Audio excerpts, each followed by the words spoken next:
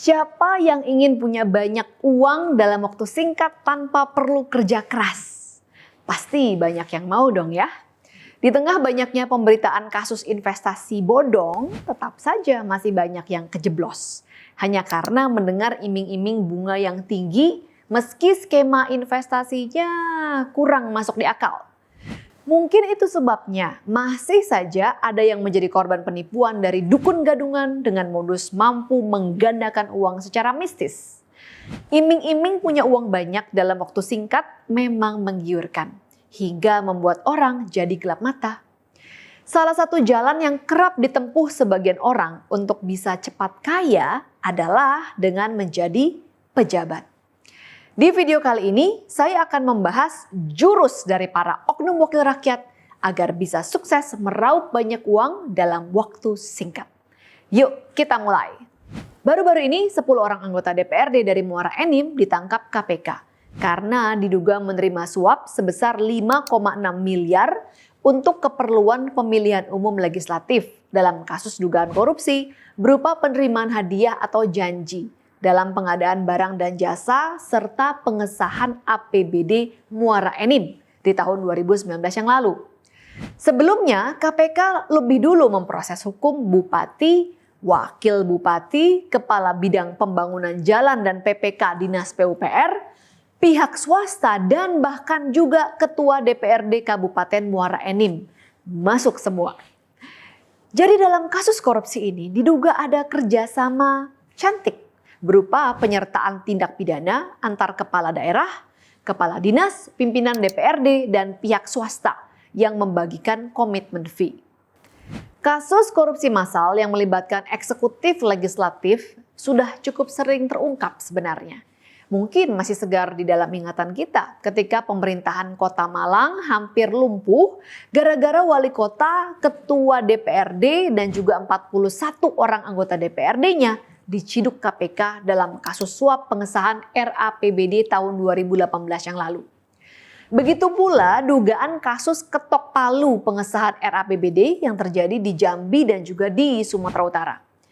Puluhan oknum anggota DPRD hingga kepala daerah terlibat dalam kasus suap sehingga ramai-ramai mereka memakai rompi oranye. Meski sudah banyak contoh kasus korupsi yang berujung di penjara, nama baik hancur, keluarga pun akhirnya turut penanggung malu, tetap saja banyak yang nekat korupsi. Satu hal penting yang bisa kita amati dari kasus korupsi tersebut adalah korupsi tidak bisa dilakukan sendirian. Apalagi kalau melibatkan uang dalam jumlah besar. Merujuk Peraturan Menteri Dalam Negeri tentang Pedoman Penyusunan APBD, pemerintah daerah bertugas melakukan penyusunan awal APBD. Kemudian kepala daerah dan DPRD wajib menyetujui bersama rancangan peraturan daerah tentang RAPBD tersebut paling lambat 1 bulan sebelum dimulainya tahun anggaran berikutnya.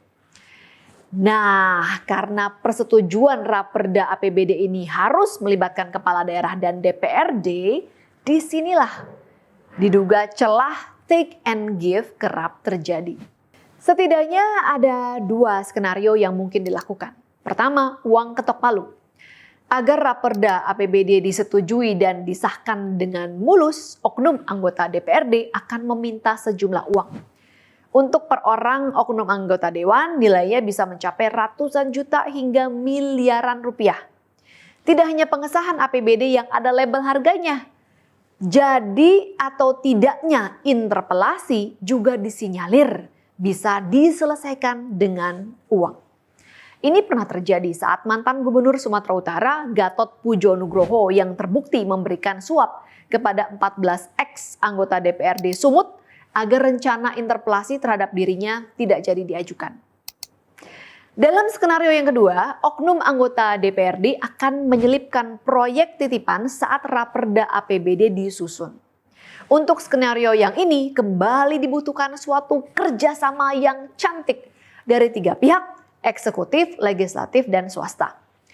Peran eksekutif bertugas memastikan anggaran untuk proyek titipan masuk dalam Raperda APBD. Kemudian legislatif memastikan agar anggaran tersebut disetujui saat pembahasan bersama DPRD. Usai pengesahan Perda APBD, bolanya kembali lagi ke eksekutif sebagai eksekutor yang membelanjakan anggaran. Dengan segala cara, eksekutor akan memastikan yang mendapatkan proyek adalah pihak swasta yang terafiliasi dengan mereka. Begitu pihak swasta ini dipastikan sebagai pemenang tender, dia akan mengirimkan kickback berupa komisi yang sudah disepakati bersama dengan oknum eksekutif dan legislatif. Besaran komisi ini berkisar ratusan juta hingga miliaran rupiah.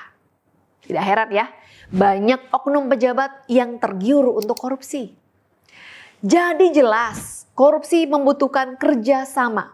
Tidak bisa sendirian, tidak bisa one man show. Kalau kita bicara korupsi anggaran daerah, maka seharusnya ada 3 pihak yang terlibat, eksekutif, legislatif, dan pihak swasta.